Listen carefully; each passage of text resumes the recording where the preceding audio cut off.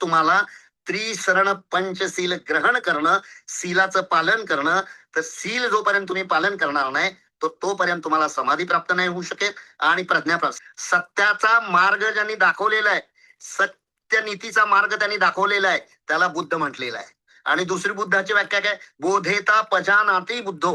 म्हणजे ही जी बोधी प्राप्ती केलेली आहे, बोधीचा मार्ग जो आहे सामान्य जनतेमध्ये चांगल्या प्रकारे समजावून सांगण्यात मध्ये जो समर्थ आहे त्याला बुद्ध म्हटलेला आहे. त्यांनी 5 गोष्टीचा व्यापार सुद्धा करता कामा नये असं भगवान बुद्धाने सांगितलंय. कुठले 5 गोष्टी?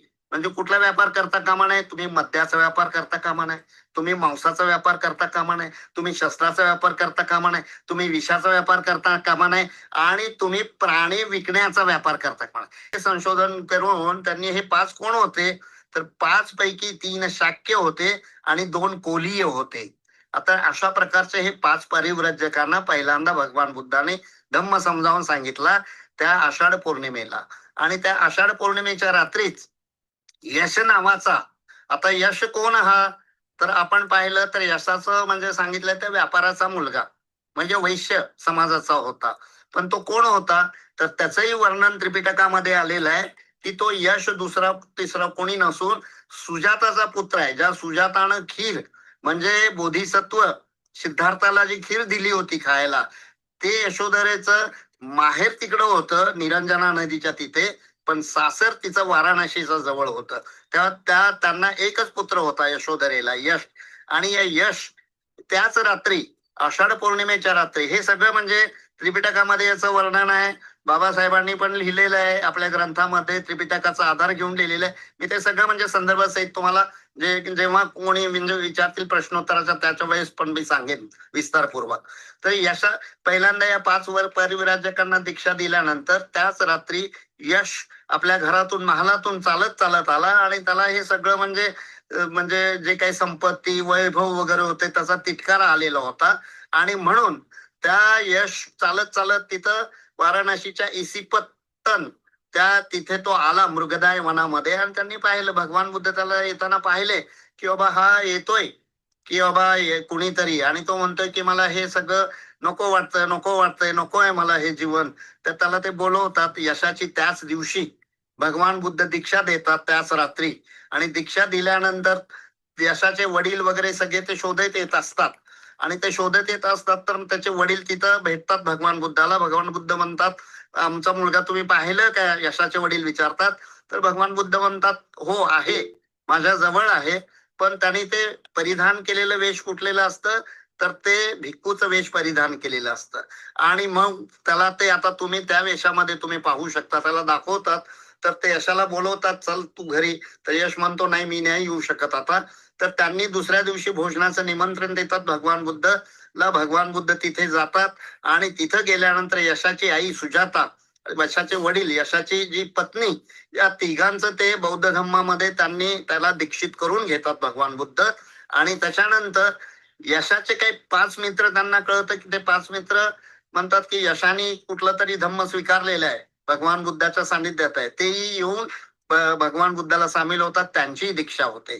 आणि त्याच्यानंतर यशाचे जे 5 मित्राचे जे 50 मित्र असतात, हे भगवान बुद्ध आणि त्यांचा धम्म याच्यामध्येही बाबासाहेबांनी लिहून ठेवलेला आहे. 50 मित्र तेही दीक्षित होतात आणि यांचं 3 ते 4 महिने भगवान बुद्ध ट्रेनिंग देतात. हे खऱ्या अर्थानं पहिल्यांदा ट्रेनिंग दिलेले, ट्रेनिंगची सुरुवात भगवान बुद्धांनी केलेली आहे. आणि ते अश्विनी पौर्णिमेपर्यंत यांना धम्माची ट्रेनिंग देतात. आणि अश्विनी पौर्णिमेला मग भगवान बुद्ध सांगतात की मग काय म्हणतात यांना की बाबा तुम्हाला पालीमध्ये ती गाथा आहे, गाथेमध्येच भगवान बुद्ध सांगतात, काय गाथा आहे?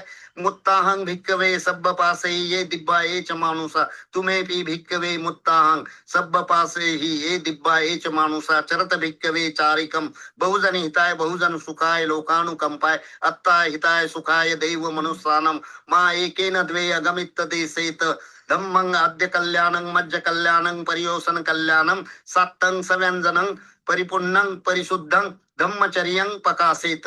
अशा प्रकारची ही जी गाथा आहे भगवान बुद्धाने अश्विनी पौर्णिमेला या 61 भिक्खूंना जे अर्हत पद प्राप्त केले होते त्या अर्हतांना सांगितलं.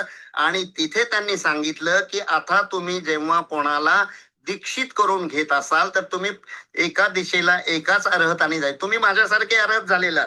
आता आपण या जगामध्ये 61 तुम्ही अर्हत आहात आणि मी अर्हत आहोत. माझ्यासारखे तुम्ही अर्हत आहात आणि तुम्ही सामर्थ्यवान आहात, समर्थ आहात लोकांना धम्म शिकवण्यामध्ये. आणि मग तिथं त्यांना सांगितलं की दीक्षित करताना तुम्ही या गाथेचं पठण केलं पाहिजे. कुठलं?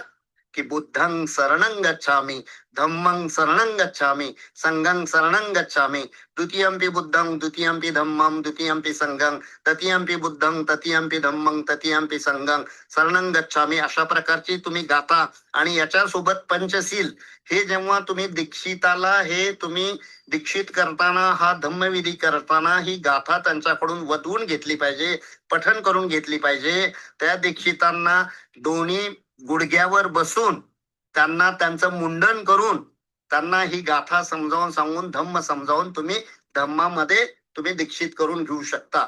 हे भगवान बुद्धाच्या मुखातून वाराणसीच्या मृगदाय वनामध्ये पहिल्यांदा अश्विनी पौर्णिमेला हे निघालेली गाथा आहे की म्हणजे त्रिसरण आणि पंचशील. आणि म्हणून याला अनन्यसाधारण महत्व आहे की आपल्या बौद्ध धम्मामध्ये जागतिक स्तरावरचे जेवढेही बौद्ध धर्मीय लोक आहेत याच गाथेनी सर्व गोष्टींचं कार्यक्रमाची सुरुवात आपण केली जाते. एवढे या गाथेला महत्व आहे. आता हे बुद्ध आणि धम्म संघ हे काय आहे तर या गाथेचं वर्णन सुद्धा तुम्ही पाहाल तर बाबासाहेबांनी आपल्या आता 16व्या खंडामध्ये बौद्ध पूजापाठ जे दिलेलं आहे ना त्याच्यामध्ये रतनसुत्त नावाचं सुत्त आहे. आणि त्या रतनसुत्तामध्ये असं सांगितलंय की बाबा ते म्हणजे बुद्धाचं धम्माचं संघाचं वर्णन केलेलं आहे. हे 3 रत्न म्हटलेलं आहे. म्हणजे भगवान बुद्धांनी स्वतः म्हटलेलं आहे हे 3 रत्न आहे. बुद्ध धम्म संघ रत्न आहे. आणि हे रत्न कसं आहे की या रत्नाशिवाय या जगामध्ये यांच्याशी कंपॅरिझन यांच्याशी तुलना करण्याचं दुसरं रत्न या जगामध्ये अस्तित्वात नाही. म्हणजे अशा प्रकारचं वर्णन रत्नसुत्तामध्ये केलेलं आहे की बाबा बुद्धासारखं रत्न त्याच्या तुलनेचं दुसरं रत्न नाहीये. धम्मासारखं रत्न त्याच्या तुलनेचं या जगामध्ये दुसरं रत्न नाही. संघाचं रत्न या जगामध्ये तिसरं या रत्नाशी तुलना करण्यासारखं दुसरं रत्न नाही. एवढं अमूल्य हे रत्न आहे. आणि म्हणून या रत्नाला पहिल्यांदा आपण शरण गेलं पाहिजे.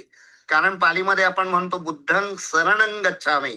तर शरणं म्हणजे सर ह्या शब्दाची उत्पत्ती एका सर या धातूपासून प्रत्येक शब्दाची उत्पत्ती त्या निरनिराळ्या धातूपासून निर्माण झालेली आहे.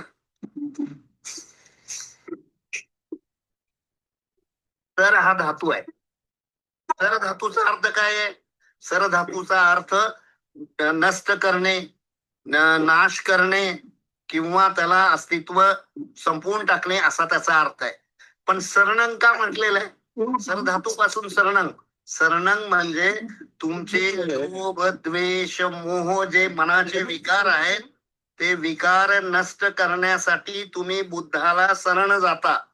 आणि शरण केव्हा जातो आपण? शरण केव्हा जातो की पण पूर्वीच्या काळामध्ये जेव्हा युद्ध व्हायची तर ते युद्ध होत असताना 2 राजामध्ये जेव्हा युद्ध व्हायची तेव्हा एक राजा जिंकलेला असायचा, जेता असायचा आणि दुसरा पराभूत असायचा. पराभूत राजा त्याला शरण जायचा.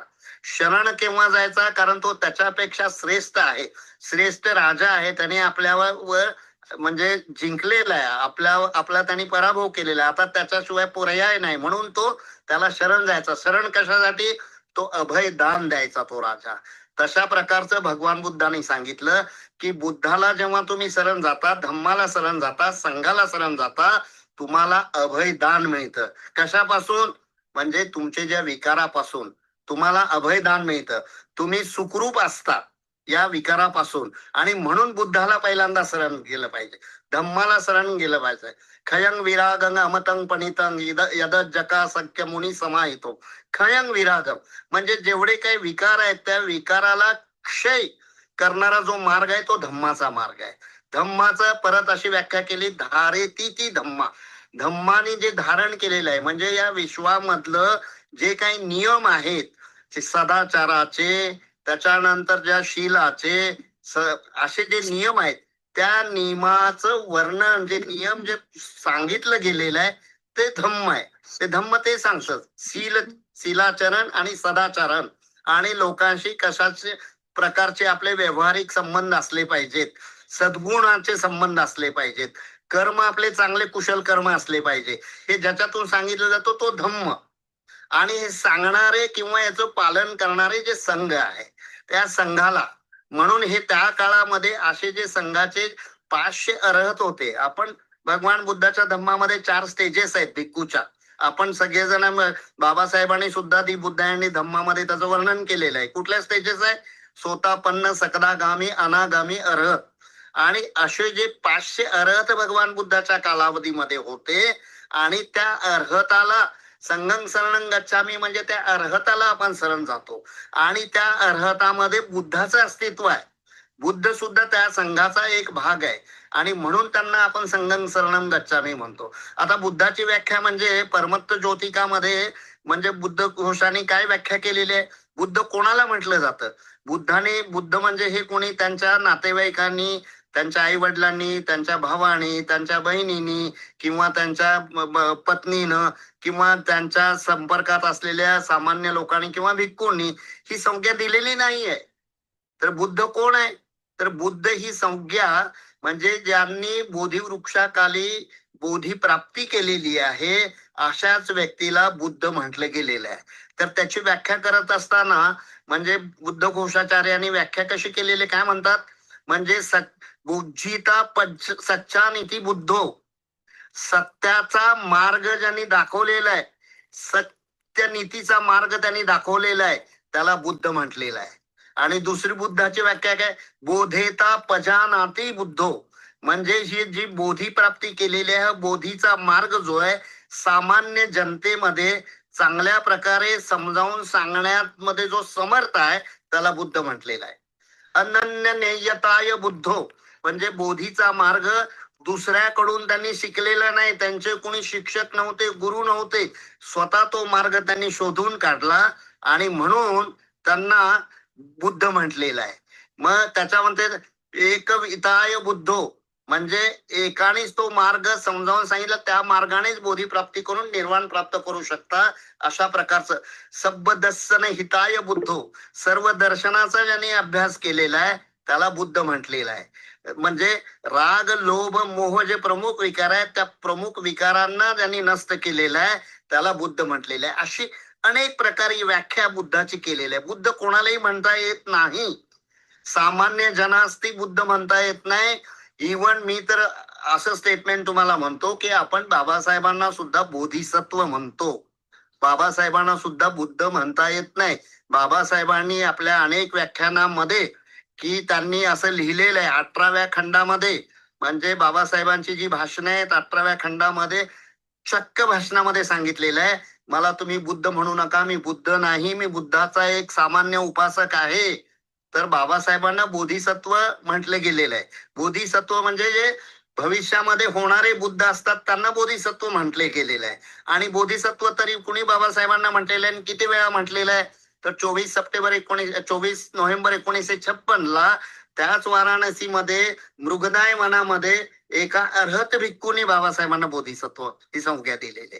त्याच्यानंतर 1954 ज्यावेळेस रंगून मध्ये ही जी 6वी धम्म संगीती होती, त्या धम्म संगीतीमध्ये अर्हतांनी एक मुखाने बाबासाहेबांना बोधिसत्व म्हटलेलं आहे. आताचे जे आपले म्हणजे जे मोठे म्हणजे भिक्खू आहेत की जे तिबेटियन भिक्खू लामा, त्या लामांनी 2 डिसेंबर 1956 दिल्ली या मुक्कामी बाबासाहेबांना बोधिसत्व म्हटलेलं आहे.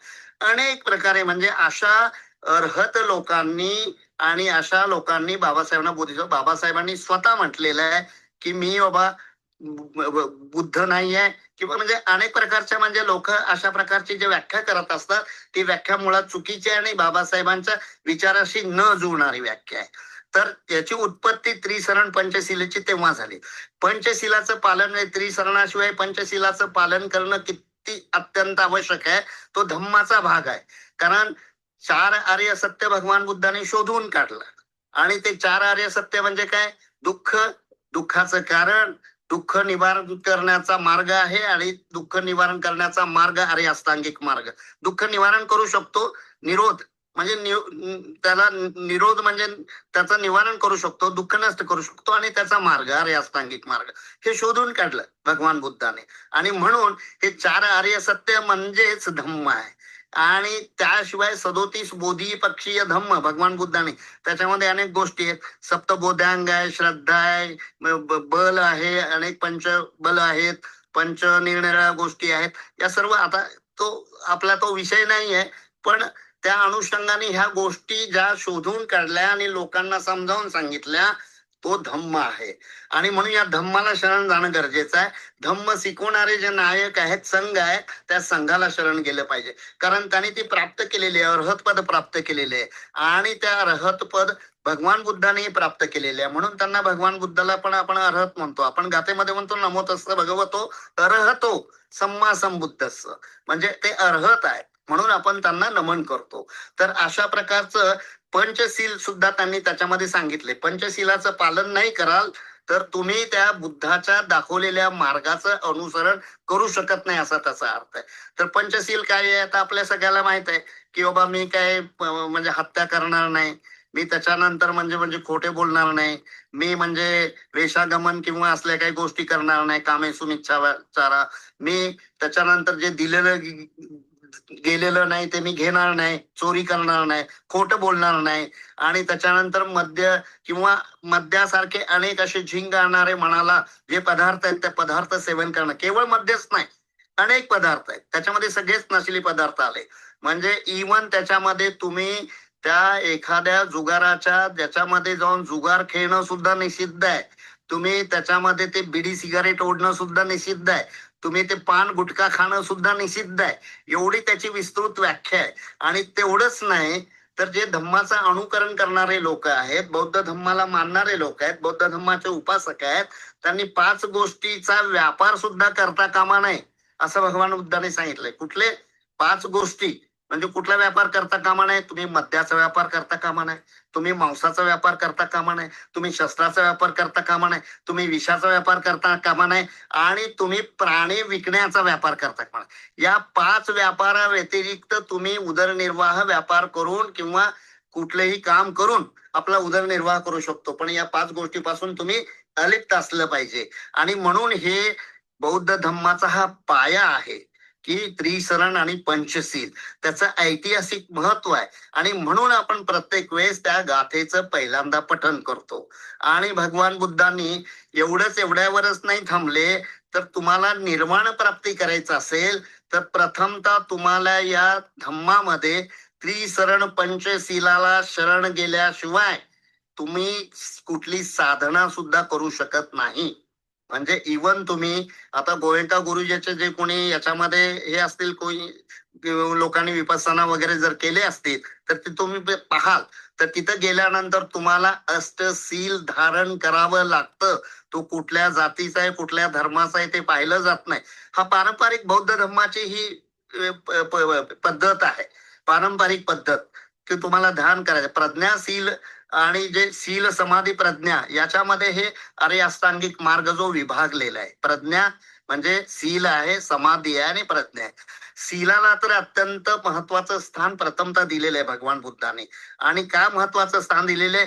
कारण म्हणजे ह्या बुद्धघोष जेव्हा श्रीलंकेला गेले होते आणि भगवान बुद्धाची जी ही सगळी वाणी आहे ती वाणी सिंहली भाषेमध्ये होती. ती वाणी कुणी घेऊन गेली होती? सम्राट अशोकाचे पुत्र महेंद्र आणि त्यांच्या सोबतचे जे 4 हरत होते त्या लोकांनी तिथं सिंहल प्रदेशामध्ये जाऊन ही वाणी पहिल्यांदा त्यांनी आपल्या त्या सिंहल भाषेमध्ये ट्रान्सलेट करून ती वाणी भगवान बुद्धाची संपूर्ण वाणी म्हणजे 84,000 त्यांची जी प्रवचन आहेत, म्हणजे 82,000 भगवान बुद्धाचे, 2,000 त्यांचे जे अर्हत भिक्खू होते श्रेष्ठ त्यांचे, असे 84,000 त्याचं ते वर्णन त्या सिंहली भाषेमध्ये त्यांनी ट्रान्सलेट केलेलं होतं. आता ते परत मागधी भाषेमध्ये किंवा पाली भाषेमध्ये आणायचं असेल तर ज्या वेळेस बुद्धघोष होते त्या बुद्धघोषाचे गुरु रेवत, तर त्यांनी त्यांना सांगितलं की बरेच वर्ष गेलेली आहे की मूळ वाणी भगवान बुद्धाची आपल्या या भाषेमध्ये आता अस्तित्वामध्ये आपल्याकडे नाहीये, तर तुम्ही तिकडे जा आणि ती वाणी तुम्ही सगळी आपल्या भाषेमध्ये आणा. तुम्ही जेणेकरून जम्बूद्वीपातील लोकांना त्याचा फायदा मिळेल. बुद्ध घोष जेव्हा गेले, म्हणजे सीलाचं महत्व किती आहे हे मी तुम्हाला सांगतो. तर सीलाचं एकदा भगवान बुद्धाला संयुक्त निकायमध्ये वर्णन आहे. भगवान बुद्धाला एकाने विचारलं की बाबा सीलाचं महत्व काय, तर भगवान बुद्धाने त्यावेळेस त्याला सांगितलं, सीले पतित्ताय नरो सपय्यो चित्तम पय्यंग भावयंग आतापि निपको भिक्खू सो इमंग विजतये जटंगते. तर त्यांनी प्रश्न काय विचारला होता, भगवान म्हणतात अंतो जटा बही जटा जटाय तो पदा तंतं गौतम पुच्छामी को इमंग विजतये जटंती. म्हणजे हे सगळं जे संसार रूपी माया मोह जे आहे याच्यातून मुक्त व्हायचं, सगळं काही दुःखाने आपण भरलेलं आहे आपण, तर याच्यातून मुक्त व्हायचं असेल तर काय करायला पाहिजे, तर भगवान बुद्धांनी सांगितलं की सीले पथिट्ट आहे. सीलाचं तंतोतंत पालन करणं अत्यंत आवश्यक आहे. सीलाचं जेव्हा तुम्ही पालन कराल तर तुम्ही समाधीच्या मार्गाकडे जाल आणि समाधीच्या मार्गाकडे जाऊन तुम्ही अंतिम प्रज्ञा प्राप्त कराल आणि अंतिम निर्वाण प्राप्त कराल. भगवान बाबासाहेबांनी बुद्धांनी धम्मामध्ये पण सांगितलेलं आहे, निर्वाण प्राप्त करणे हा धम्म आहे. आपला उद्देश काय, अंती निर्वाण प्राप्त करणे हा आपला उद्देश आहे, असं बाबासाहेब स्वतः त्या ग्रंथामध्ये सांगतात. आणि मग निर्वाण प्राप्त करणे म्हणजे काय, या सर्व दुःखातून मुक्त होणे म्हणजे निर्वाण प्राप्त करणे. आता ते निर्वाणाची व्याख्या पण भगवान बुद्धांनी म्हणजे त्या बाबासाहेबांनी आपल्या ग्रंथामध्ये दिलेली आहे. तर ती व्याख्या कोणी केली त्या काळामध्ये, म्हणजे भगवान बुद्धांनी केली. आणि त्यांचे जे दुसरे जे अर्हत भिक्खू होते तर त्यांनी ती व्याख्या केलेली आहे. म्हणजे महामुद्गलयन सारीपुत्तांनी व्याख्या केलेली आहे. सारीपुत्तांनी एकदा विचारलं एकाने की बाबा निर्वाण निर्वाण म्हणजे काय, तर त्याची व्याख्या करत असताना सारीपुत्त भगवान बुद्धाचाच उपदेश त्याला समजावून सांगतात की की बाबा दुःख म्हणजे मोह, राग म्हणजेच लोभ. राग हे पाली शब्द आहे लोभासाठी. लोभ द्वेष मोह याच्यापासून जो मुक्त आहे त्याला निर्वाण प्राप्त होत, म्हणजेच ते निर्वाण आहे. अशा प्रकारची व्याख्या सारीपुत्तांनी त्यावेळेस सांगितलेली आहे. तर हे अंतिम उद्देश काय की दुःखातून आपली मुक्ती मिळवणं. आणि दुःखातून मुक्ती मिळवायचं असेल तर प्रथम तुम्हाला त्रिसरण पंचशील ग्रहण करणं, सीलाचं पालन करणं. तर सील जोपर्यंत तुम्ही पालन करणार नाही तो तोपर्यंत तुम्हाला समाधी प्राप्त नाही होऊ शकेल आणि प्रज्ञा प्राप्त. समाधी म्हणजे काय, एक म्हणजे काय, मनाची एकाग्रता. समाधी म्हणजे दुसरं काही नाही, मनाची एकाग्रता. मन एकाग्र जेव्हा होईल तेव्हा पण तुम्हाला सर्व गोष्टी जाणून तुम्ही घ्या की योग्य काय अयोग्य काय. आणि मग अंतिम तुम्हाला प्रज्ञा प्राप्त होते आणि ती प्रज्ञेची निर्मिती होते. म्हणजे प्रज्ञा म्हणजे काय, विजडम, ज्याला आपण इंग्रजीमध्ये विजडम म्हणतो. म्हणजे विजडम म्हणजे काय, योग्य काय अयोग्य काय ते जाणून घेण्याची ज्यांची पात्रता आहे त्याला ते आपण काय म्हणतो, प्रज्ञा. आता प्रज्ञेची व्याख्या म्हणजे पालीमध्ये अनेक प्रकारे 3 प्रकारच्या प्रज्ञा त्यांनी सांगितलेल्या आहेत. बाबासाहेबांनी सुद्धा त्या प्रज्ञेची व्याख्या ती बुद्ध आणि धम्मामध्ये. मी दोन्ही गोष्टीचा म्हणजे समन्वय साधून मी बोलत आहे. कारण काही आपले लोक म्हणतात की बाबासाहेबांनी हे सांगितलं नाही, बाबासाहेबांनी हे आपल्या ग्रंथामध्ये लिहिलेलं नाही. तर बाबासाहेबांनी ग्रंथामध्ये काय काय लिहिलेलं आहे याच्या संदर्भात ते मुद्दाम मी सांगतो. बाबासाहेबांनी, काही लोक म्हणतात की बाबा बाबासाहेबांनी की 4 आर्य सत्य सांगितलं नाही. तर याच्यावर मी म्हणजे लिखाण पण केलेलं आहे.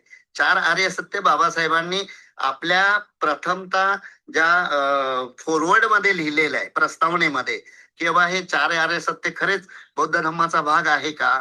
आणि त्याच्यानंतर त्याचं वर्णन बाबासाहेबांनी 4थ्या खंडामध्ये त्याचं वर्णन बाबासाहेबांनी दिलेलं आहे. आणि त्याच्यामध्ये त्यांनी सांगितलेलं आहे दुःख आहे, दुःखाला कारण आहे आणि दुःखाचा निरोध केला जाऊ शकतो आणि दुःखाचा निरोध करण्याचा मार्ग आहे. हेही बाबासाहेबांनी त्याच्यामध्ये विशद केलेलं आहे, लिखित स्वरूपामध्ये आहे. म्हणजे 4 आर्य सत्य सुद्धा हा बौद्ध धर्माचा भाग आहे. बाबासाहेबांनी नाकारलं नाही, हे आहे. हे म्हणजे लिखित स्वरूपामध्ये त्याचा पुरावा आहे. तर अशा प्रकारचं हे त्रिसरण पंचशीलाचं एक ऐतिहासिक महत्व आहे. त्रिसरण पंचशील घेतल्याशिवाय, म्हणजे आपल्याला एखाद्या उदाहरण द्यायचं म्हटलं तर आपण घरामध्ये नवीन वास्तू बांधतो आणि वास्तू बांधल्यानंतर गृहप्रवेश करतो. आपण गृहप्रवेश करताना आपण चांगल्या मनाने चांगल्या सोहळा साजरा करून आपण घरामध्ये प्रवेश करतो, रिबन कापून ना. तर तुम्हाला बौद्ध धर्मामध्ये प्रवेश करायचा असेल तर त्रिसरण पंचशील ग्रहण केल्याशिवाय बौद्ध धर्मात तुमचा प्रवेश होऊ शकत नाही. आणि ज्या वेळेस तुम्ही या गाथांचं पठण करता, मी नेहमी सांगत असतो, ज्या क्षणाला तुम्ही या गाथांचं पठण करता त्रिशरण पंचशील, त्या तुम्ही त्या पंचशीलाला बांधील असता. पंचशील धारण करण्याला बांधील असता. आणि जर ते पंचशील धारण करत नसाल, केवळ म्हणत असाल, तर त्याला काही अर्थ नाही. म्हणजे त्रिपिटकामध्ये त्याचं वर्णन आहे की ज्यावेळेस तुम्ही गाथांचं पठण करता मुखातून, त्यावेळेस तुम्ही ते पंचशील धारण करण्याला तुम्ही पात्र आहात. धारण करणं हे अत्यंत आवश्यक आहे. धारण करत नसेल, त्या प्रकारचं पंचशिलाचं पालन करत नसेल, तर त्याला काही अर्थ नाही त्या पठणाला. आणि म्हणून की जेव्हा आपण पठण करतो तेव्हा आपण त्याचं पालन करणं अत्यंत आवश्यक आहे, हे भगवान बुद्धांनी सांगितलेलं आहे. आणि म्हणून त्रिशरण पंचशील याचं हे महत्व आहे. आणि त्याची उत्पत्ती भगवान बुद्धाच्या मुखातून झालेली आहे. म्हणजे आपण इवन म्हणजे इतिपिसो भगवा अरहं सम्मा संबुद्धो, हे सुद्धा भगवान बुद्धाच्या मुखातून निर्माण झालेलं आहे. हे केव्हा सामान्य फलसुत्तामध्ये त्याचं वर्णन आहे. आणि भगवान बुद्धांनी कोणाला सांगितलं? राजा बिंबिसाराच्या पुत्राला. त्यावेळेस ते सांगितलं तेव्हाही सांगत असताना इतिपिसो भगवा अरहं, म्हणजे भगवंत कसे आहेत, भगवान कसे आहेत, तर त्याचं वर्णन भगवान बुद्धांनी आपलं त्याच्यामध्ये केलेलं आहे. आणि स्वाख्यातो भगवता धम्मा, त्याचंही म्हणजे महापरिनिब्बाण सुत्तामध्ये त्याचं वर्णन आहे. भगवान बुद्ध आनंदाला सांगतानाही करतात. तर अशा प्रकारच्या या गाथा भगवान बुद्धाच्या पवित्र मुखातून निर्माण झालेल्या आहेत. आणि म्हणून त्याला बौद्ध धम्मामध्ये अनन्यसाधारण असं महत्व आहे. त्या गाथेशिवाय दुसऱ्या गाथेला काहीही अर्थ प्राप्त होत नाही. ही गाथा जर नाही म्हटली आणि अनेक गाथा म्हटल्या तरी त्याला काही अर्थ नाहीये. आणि म्हणून ही गाथा आपण प्रत्येक प्रसंगी, वेगवेगळ्या चांगल्या प्रसंगी किंवा इवन मृत्यूच्या प्रसंगी सुद्धा या गाथेचं पठण करत असतो. त्यामुळे त्याचं हे ऐतिहासिक महत्व आहे. आणि हे महत्व प्रत्येक बौद्ध धर्मीय लोकांनी समजून घेणं अत्यंत आवश्यक आहे. त्याला केवळ म्हणजे म्हणायचं म्हणून नाही, किंवा विहारात गेलं आणि आपण त्रिशरण पंचशील म्हणलं आणि झालं, आपली इति कर्तव्यता संपली, असं नाही चालणार. तर असं बौद्ध धर्मामध्ये याला एक महत्वाचं स्थान आहे. आणि या दृष्टिकोनातून आपण त्याचं पालन करणं अत्यंत आवश्यक आहे. तर हे ऐतिहासिक महत्व त्याचं आहे. त्याचं वर्णन मी मगाशी सांगितल्याप्रमाणे विनय पिटकाच्या महावग्गामध्ये आहे. परमत्त ज्योतिकामध्ये त्याचं वर्णन आहे. आता तुम्ही म्हणाल त्रिपिटक मानायचं का? कोणी प्रश्न विचारतील त्रिपिटक मानायचं का? तर हो, इवन बाबासाहेबांनी दी बुद्ध अँड इज धम्मा सुद्धा त्रिपिटकावर आधारित त्यांनी लिहिलेलं आहे. त्यांनी जी प्रस्तावना, जी बुद्ध अँड धम्मामध्ये जी प्रस्तावना नाही, माईसाहेब आंबेडकरांनी जी आपलं जे चरित्र बाबासाहेबांच्या सहवासामध्ये दिलेलं आहे, त्यात ते पहिल्यांदा बाबासाहेबांचं जे जे फॉरवर्ड आहे बाबासाहेबांचं, ते त्याच्यामध्ये त्यांनी प्रसिद्ध केलेलं आहे. ते फॉरवर्ड रत्तूनी, बाबासाहेबांचे स्वीय सहाय्यक रत्तूनी आपल्या पुस्तकामध्ये सुद्धा ते फॉरवर्ड लिहिलेलं आहे. बाबासाहेब त्याच्यामध्ये म्हणतात की माझं काही नाही आहे याच्यामध्ये, मी सगळं काय हे त्रिपिटकावर आधारित लिहिलेलं आहे. आणि विशेषतः अश्वघोषाच्या बुद्धचरित मानस याच्यावर मी अवलंबून लिहिलेलं आहे. मी फक्त जोडणी केलेली आहे, असं बाबासाहेबांनी इंग्रजीमध्ये त्याला म्हटलेलं आहे. तर असं असेंबल म्हटलेलं आहे त्याला, असेंबल केलेलं आहे आणि मी लिहिलेलं आहे. आणि म्हणून आपले बरेचसे लोक म्हणजे द्विधा मनस्थितीमध्ये असतात. बाबासाहेबांनी जो ग्रंथ दिलेला आहे तोच प्रमाण आहे, त्रिपिटकाला काही अर्थ नाहीये. तर पहिल्यांदा म्हणजे बाबासाहेबांचा जो ग्रंथ 1957 ला प्रसिद्ध झाला पीपल्स एज्युकेशन सोसायटीने, इंग्रजीमधले दी बुद्ध अँड इज धम्मा, त्याचं हिंदीमध्ये पहिल्यांदा भाषांतर भदंत आनंद कौसल्यान यांनी केलं. आणि त्या प्रत्येक खंडाच्या शेवटी, चॅप्टरच्या शेवटी बाबासाहेबांनी हे कशातून घेतलेलं आहे, त्रिपिटकाच्या कुठल्या ग्रंथातून घेतलेलं आहे, त्याचं सविस्तर वर्णन त्याच्यामध्ये त्यांनी दिलेलं आहे. एवढंच नव्हे तर वसंत मून यांनी 1995 साली इंडेक्सच छापलं होतं गव्हर्नमेंट ऑफ महाराष्ट्रातर्फे. ते इंडेक्स मध्ये कुठल्या कुठल्या ग्रंथाच्या आधारे दी बुद्ध अँड इज धम्मा बाबासाहेबांनी लिहिलेलं आहे, ते वसंत मूननी त्या गव्हर्नमेंट ऑफ महाराष्ट्राच्या याच्यामध्ये ते प्रसिद्ध केलेलं होतं. तर सांगण्याचं तात्पर्य काय की त्रिपिटकाच्या व्यतिरिक्त बाबासाहेबांनी काय हे केलेलं नाहीये. त्रिपिटकाच्या आधारेच बाबासाहेबांनी म्हणजे आपल्याला सोप्या शब्दामध्ये समजेल या दृष्टिकोनातून ती त्याची व्याख्या केलेली आहे. बरेच लोक आता याच्यामध्ये म्हणतात की बाबा बाबासाहेबांनी जो आपल्याला धम्म दिलेला आहे, नवयान दिलेलं आहे वगैरे, असा तो एक वेगळा विषय आहे. पण त्याचं पण मी जाता जाता तुम्हाला सांगेन. तर बाबा नवयान काय, तर 22 प्रतिज्ञा बाबासाहेबांनी दिल्या आणि म्हणून हे 22 प्रतिज्ञा बाबासाहेबांनी वेगळं दिलेलं आहे, भगवान बुद्धाच्या काळामध्ये नव्हतं. आणि म्हणून हे बाबासाहेबांनी नवीन आपला जो धम्म दिलेला आहे हा नवयानाचा भाग आहे असं म्हटलं जातं. मुळात ते चुकीचं आहे, साफ चुकीचं आहे. त्याचं कारण असं की बाबासाहेबांनी एकूण 23 प्रतिज्ञा लिहिल्या होत्या. 23 प्रतिज्ञा म्हणजे बाबासाहेबांचं सचित्र चरित्र आहे, त्याच्यामध्ये ते आहे. पण ते शेवटची प्रतिज्ञा बाबासाहेबांनी नाकारली. 22 प्रतिज्ञा आपल्याला दिल्या. का?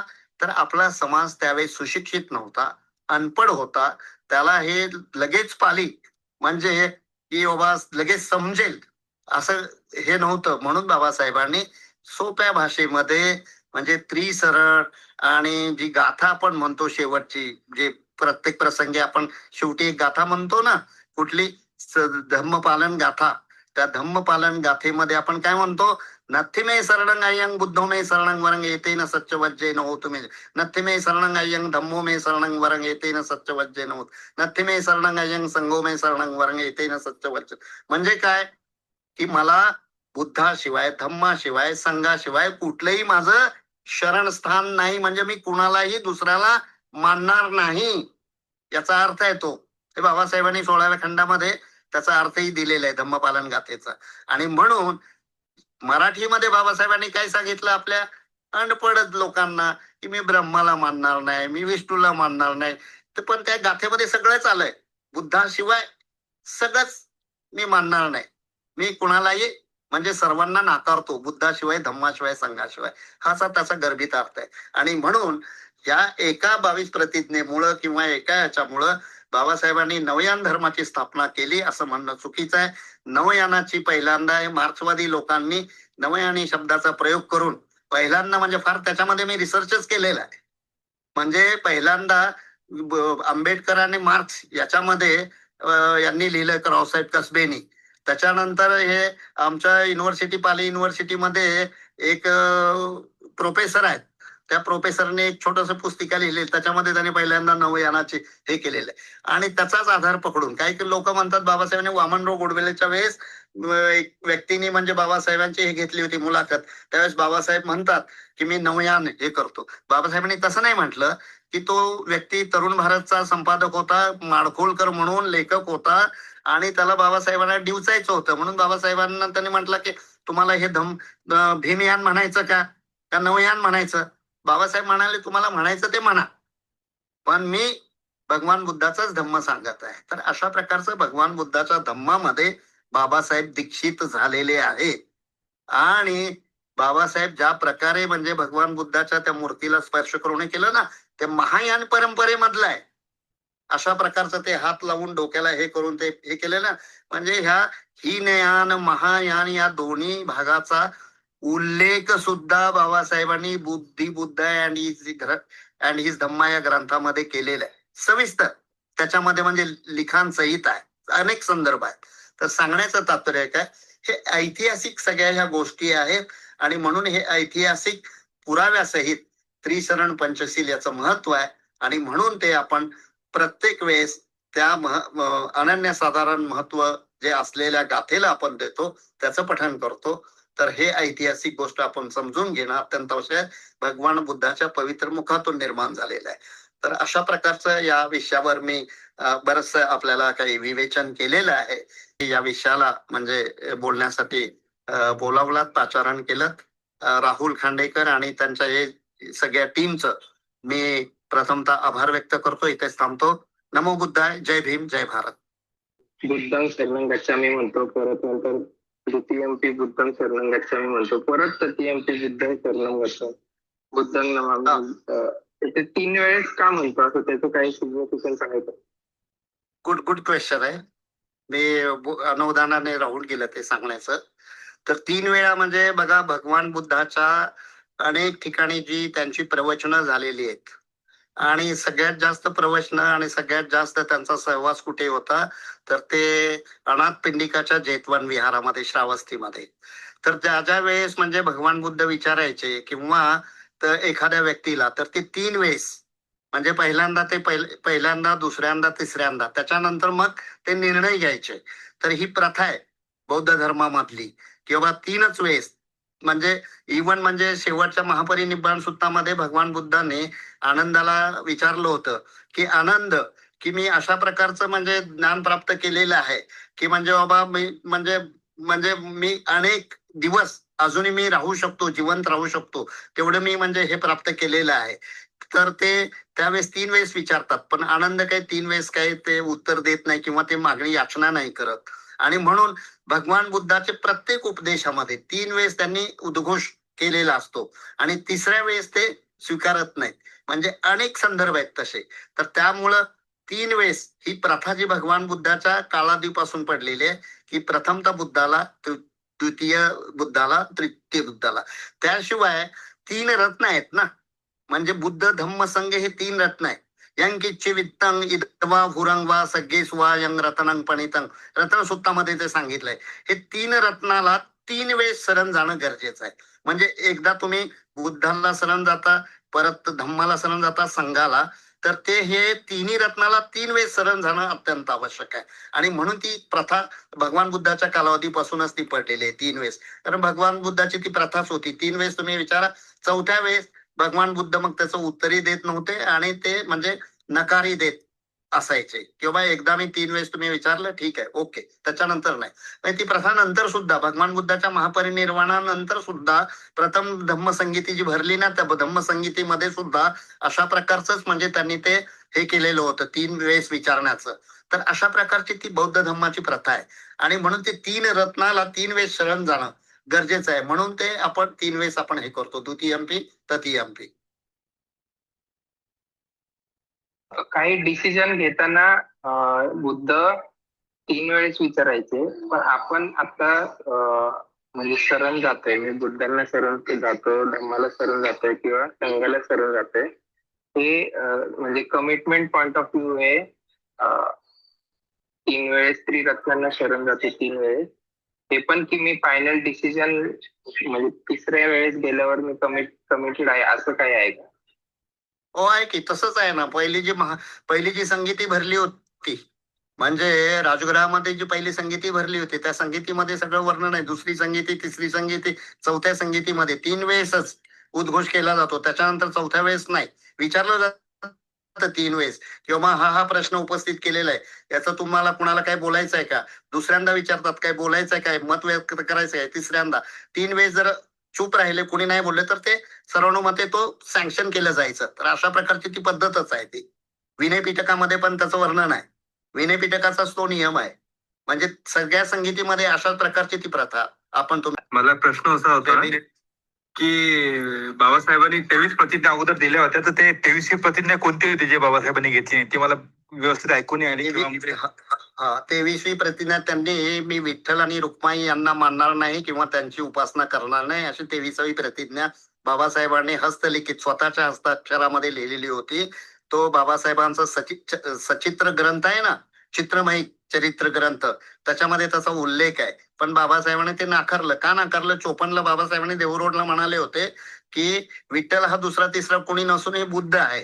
आणि म्हणून ते एक प्रकारे आपण बुद्धाला नकारतो का काय, हे बाबासाहेबांच्या लक्षात आल्यामुळे ती 23वी प्रतिज्ञा त्यांनी गाळली आणि केवळ 22 प्रतिज्ञाच त्यांनी आपल्याला दिलेल्या आहेत. सर, आपण त्रिशरण आणि पंचशील घेतलं, तर आम्ही कामवासना करणार नाही किंवा खोटं बोलणार नाही, तर हे सांगितलंय. पण जर कोणी केलं तर त्याच्यावरती अशी दंडात्मक प्रावधान वगैरे काही बुद्धांनी सांगितले होते का आपल्याला, की जो हे करणार नाही? किंवा आता सध्या आपण कुठे ना कुठे मागेच आहोत किंवा प्रयत्न करत आहोत त्या दिशेने, पॉझिटिव्ह डायरेक्शन मध्ये, तर हे असं स्ट्रिक्टली दंडात्मक काही सांगितलेलं आहे का, की हे चालणारच नाही आपल्यामध्ये, असं काय?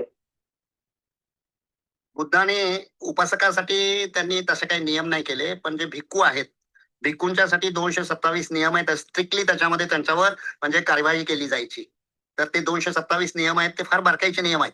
बरेच लोक म्हणजे आपल्या समाजातले अभ्यास करत नसल्यामुळे त्यांना माहित नाही, भिक्खू कोणाला म्हणावं हे माहित नाही, श्रामणेर कोण, भिक्खू कोण. आपण चिवर वस्त्र धारण केलं की सगळेच भिक्खू आपण समजत असतो, पण तसं नाही आहे ते. तर त्याच्यामध्ये त्यांनी नियम केलेले आहे. तर 4 पराजिका तर इतके कठीण नियम आहेत, तर खूप दंडात्मक कार्यवाही केली जाते त्या भिक्खूवर. आणि त्याच्यानंतर जे छोटे छोटे जर त्यांच्याकडून जर हे केले चुका जर झाल्या असतील, तर त्याचं पातिमुख्य प्रत्येक 15 दिवसानंतर भिक्खूंनी एकत्रित बसून भिक्खूच्या त्या याच्यामध्ये म्हणजे सभेमध्ये सांगायचं असतं की एखादी कोणी जर चूक केली असेल तर माझ्याकडून ही चूक झालेली आहे, मी यापुढे चूक करणार नाही. त्याला ते पातिमुख्य प्रत्येक 15 दिवसानंतर पातिमुख्य सभा असायची. ते भिक्खूसाठी आहे. पण सामान्य लोक ग्रहस्थासाठी उपासकासाठी अशी दंडात्मक कार्यवाही केलेली नाहीये. बाबा आपलं बुद्धांनी केलेली नाहीये. पण आपल्या उपासकांनी त्याच्यामध्ये बाबा हे असं असं करत असेल तर आपण त्यांना म्हणजे आपल्या ह्याच्यामध्ये घ्यायचं का, आपल्या समाजामध्ये घ्यायचं की म्हणजे आपल्या विहारामध्ये त्याला हे करायचं का, ते आपण जनरली आपण ठरवत असतो. पण उपासकासाठी किंवा ग्रहस्थासाठी असे काही दंडात्मक कार्यवाहीचे नियम बुद्धांनी केलेले नाहीत. ते भिक्खूसाठी केलेले आहेत. उपासक लेवल आपल्या लेवलला आपण समजा कोणी चूक करत असेल तर त्याला ऍक्सेप्ट करू शकतो का? नाही, आपण जर अशा प्रकारचं आपल्या जर दिसत असेल तर त्याच्यापासून आपण अलिप्त किंवा त्याच्याशी बाबा म्हणजे भगवान बुद्धांनी महापरिनिर्वाण सूत्रामध्ये शेवटी शेवटी आनंदाला विचारलं. आनंद विचारतात की आता तुम्ही महापरिनिर्वाणाला जात आहात तर त्याच्यानंतर असं जर कोणी हे केलं तर त्याच्यावर काय कार्यवाही करावी. तर छन्न नावाचा जो सिद्धार्थ गौतमाच्या काळातला जो त्यांचा सहाय्यक होता तो छन्न जेव्हा म्हणजे बौद्ध धर्मामध्ये दीक्षित झाला होता तर ते दीक्षित झाल्यानंतर तो अनेक गोष्टीचं पालन करत नसायचा. तर त्यावेळेस त्यांनी काय नियम सांगितलं होतं भगवान बुद्धांनी, त्याच्याशी कुणी तुम्ही म्हणजे संबंध ठेवू नका, त्याच्याशी कोणी बोलू नका, त्याला अलिप्त एकटं सोडा. तर अशा प्रकारचं आपण समाजामध्ये अशा प्रकारची जर माणसं असतील तर आपण हा छोटासा नियम जो आनंदाला सांगितला होता छन्नाच्या बाबतीत तो नियम आपण हे करू शकतो. या व्यक्तीशी संबंध न ठेवणे, या व्यक्तीपासून म्हणजे दुरावा ठेवणं, म्हणजे तो व्यक्तीच म्हणजे स्वतःच लाजेल तो. तर अशा प्रकारचा हा नियम करू शकतो. अशा प्रकारचं आपण वागणूक त्यांना देऊ शकतो. पण असं दंडात्मक आपण नाही करू शकत ना कुठलंही. कारण आता काही संविधानाच्या प्रमाणे सगळी नियमावली आहेत ना. तर त्याच्याप्रमाणे आपण असं नाही करू शकत कोणाला. फार फार तर त्या लोकांशी आपण अलिप्त, त्या लोकांशी जास्त संबंध न ठेवणे, म्हणजे त्या लोकांशी अलिप्त राहणं सार्वजनिकरित्या सर्वच लोकांनी त्याच्याशी जेव्हा अलिप्त राहिलं तर त्याला कळून चुकेल ना स्वतःची चूक. आणि असं बऱ्याच ठिकाणी केलं जातं. अशा वाईट व्यक्तीपासून, दुराचारी व्यक्तीपासून लोक सावध राहतात ना, बाजूलाच राहतात ते. एवढं पुरेसं आहे ते. मी तुम्हाला मार्ग दाखवतो असा. आता जाणं न जाणं त्या व्यक्तीचं काम आहे ना. मग त्या मार्गावर म्हणजे अनुसरण करणं, मार्गाचं अनुसरण करणं त्या व्यक्तीचं आहे. आणि म्हणून तो व्यक्ती जर मार्ग अनुसरण करत नसेल तर तो त्याचा तोटा आहे ना. मग तो त्या निर्वाण प्राप्त नाही करू शकणार. तो त्या मार्गाला नाही जाऊ शकतात. तो अधोगतीकडे जाणार. आणि म्हणून भगवान बुद्धाने कोणालाही असंही म्हटलेलं नाही. मी सांगितलं आणि तुम्ही पालन करत असेल तर तुम्ही दुःखातून मुक्त व्हाल. तुम्ही पालन करत नसेल तर दुःखाने तुम्ही परत म्हणजे हे व्हाल. त्रासदायक होईल तुम्हाला ते सगळं. तर हे छान उदाहरण बाबासाहेबांनी आपल्या ग्रंथामध्ये दिलेलं आहे. गणक मोगलांचं.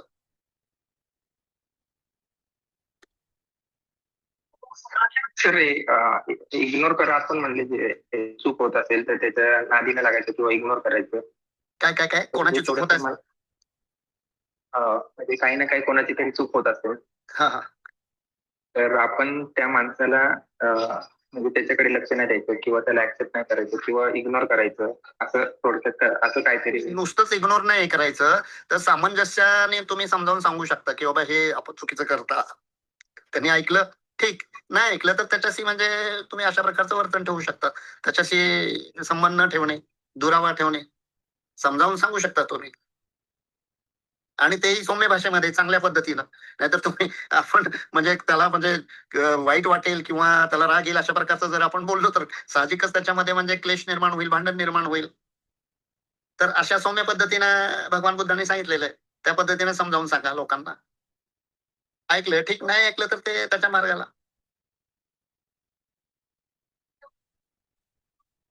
आणि शीलाचं पालन फार आवश्यक आहे. बौद्ध धर्मामध्ये शीलाचं पालन फार आवश्यक आहे. बाबासाहेबांनी आपल्या एका भाषणामध्ये सांगितलेलं. मी मुद्दाम बाबासाहेबांचं उदाहरण देतो. का उदाहरण देतो? बाबासाहेब म्हणतात की मला भारतातील सगळेच लोक का घाबरतात? मी विद्वान आहे म्हणून तर घाबरतातच. पण त्यापेक्षा जास्त मी शीलवान आहे आणि म्हणून लोक मला घाबरतात. आणि ही वस्तुस्थिती आहे.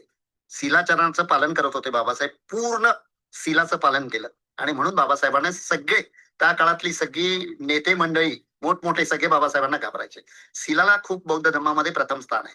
आणि म्हणून बौद्ध धर्माचा पायाच काय या अष्टांगिक मार्गाचा शील, समाधी आणि पहिया. पहिया म्हणजे प्रज्ञा. तुम्ही म्हणाला की बोधिसत्व हे बाबासाहेबांना म्हटल्यानंतर त्यांनी ते नाकारलं किंवा ते म्हणजे तेवढं हे नाही असं बोलले, तर त्याचा अर्थ काय बुद्धासारखं दुसरं रूप असं म्हणायचं बोधिसत्व म्हणजे? नाही काय अर्थ म्हणजे होता? बाबासाहेबांचा उल्लेख करण्यात आला तिथं बाबासाहेबांनी नाकारलं असं नाही. बाबासाहेबांच्या 4 वेळेस म्हणजे उल्लेख करण्यात आला विशेषतः. तर त्यावेळेस त्यांनी म्हणजे बाबासाहेबांना बोधिसत्व का म्हटलं गेलं की त्यांचे विशिष्ट गुण बोधिसत्वाचे असतात. तर ते गुण बाबासाहेबांच्या मध्ये होते, ते सगळं अर्हतांनी जाणलं होतं. आता दलाई लामा खूप मोठे आपल्या भारतातील बौद्ध धर्मातले विद्वान आहेत ना. 2 डिसेंबर 1956 दिल्लीमध्ये त्यांनी मेहरोलीच्या इथं बाबासाहेबांना बोधिसत्व म्हटलं. 24 नोव्हेंबर 1956 धर्मरक्षित नावाचे जे भिक्खू होते त्यांनी बाबासाहेबांना बोधिसत्व म्हटलं. त्यावेळी बाबासाहेबांनी त्यांना काय म्हणू नका असं नाही म्हटलं. आणि त्याच्यानंतर 54 ज्यावेळेस म्हणजे बर्मामध्ये जी चौथी धर्मसंगीती होती, म्हणजे धम्मसंगीती होती, त्या धम्मसंगीतीमध्ये त्या अर्हतांनी 2000 अर्हतांनी, म्हणजे संगीती कोणाची असते तर संगीतीमध्ये जनरली अर्हत लोक असतात, म्हणजे इतरही भिक्खू असतात. हे 4 प्रकारचे जे भिक्खू आहेत ना, म्हणजे सोतापन्न, सगदागामी, अनागामी, अर्हत, तर त्या अर्हतांनी त्यांचं वर्णन केलेलं आहे. जनरली एक सामान्य व्यक्ती किंवा बोधिसत्व हे संगीतीमध्ये नसतात. बौद्ध परंपरेमध्ये जर तुम्ही पाहिलं तर प्रथमतः बाबासाहेबांना त्या संगीतीमध्ये पाचारण करण्यात आलं, त्यांचा सत्कार करण्यात आला, त्यांचा उल्लेख बोधिसत्व म्हणून करण्यात आला. आणि जगामध्ये त्या काळामध्ये 2च बोधिसत्व होते, अनागारिक धम्मपाल आणि बोधिसत्व डॉक्टर बाबासाहेब आंबेडकर. 2च बोधिसत्व जगामध्ये. आणि म्हणजे वलीसिंहानी तर आपल्या पुस्तकामध्ये लिहिलेलं आहे, म्हणजे वामनराव गोडबोलेंच्या त्या पुस्तकामध्ये वर्णन आहे वलीसिंहाचं. वलीसिंह म्हणतात की हे होणारे बुद्ध आहेत बाबासाहेब. आता तो बौद्ध धर्माचा भाग आहे, त्याच्यावर किती विश्वास ठेवावा न विश्वास ठेवावा जसा त्याचा तो भाग आहे. पण बोधिसत्व बाबासाहेबांना म्हटलेलं आहे, म्हणजे वलीसिंहांनी म्हटलेलं आहे. त्याच्यानंतर ते श्रीलंकेमध्ये गेलेले तिथल्या लोकांनी म्हटलेलं आहे. त्याच्यानंतर ज्यांनी दीक्षा दिली बाबासाहेबांना त्यांनी खूप आदराने बाबासाहेबांचं हे केलेलं आहे दोन्ही तिन्ही वेळेस. तर अशा प्रकारचं म्हणजे बोधिसत्व म्हणजे जे पुढे होणारे जे बुद्ध असतात, म्हणजे भदंत आनंद कौशल्यांनी म्हणजे आपल्या पुस्तकामध्ये पण वर्णन केलेलं आहे बोधिसत्व कोणाला म्हणतात. जो बोधी प्राप्त करणारा म्हणजे सत्व आहे तर तो व्यक्ती आहे, त्याला बोधिसत्व म्हटलं जातं. कोणालाही आपण नाही म्हटलं जात. पण आता काही म्हणजे म्हणजे मी टीकात्मक नाही म्हणत, आपण कोणालाही बोधिसत्व म्हणण्याची परंपरा काही लोक म्हणजे केलेली आहे, ती चुकीचं आहे. कोणालाही बोधिसत्व नाही म्हटलं जात. बोधिसत्वाचे विशिष्ट गुण असतात, ते विशिष्ट गुण बाबासाहेबांमध्ये होते म्हणून आपण त्यांना बोधिसत्व म्हणतो. अनागारिक धम्मपालामध्ये विशिष्ट गुण होते म्हणून त्यांना बोधिसत्व म्हटलं जातं. आणि ते म्हणजे अर्हतांनी त्याचा उल्लेख केलेला आहे, सामान्य व्यक्तीने नाही उल्लेख केलेला आहे. सामान्य व्यक्तीने नाही उल्लेख केला बोधिसत्व म्हणून.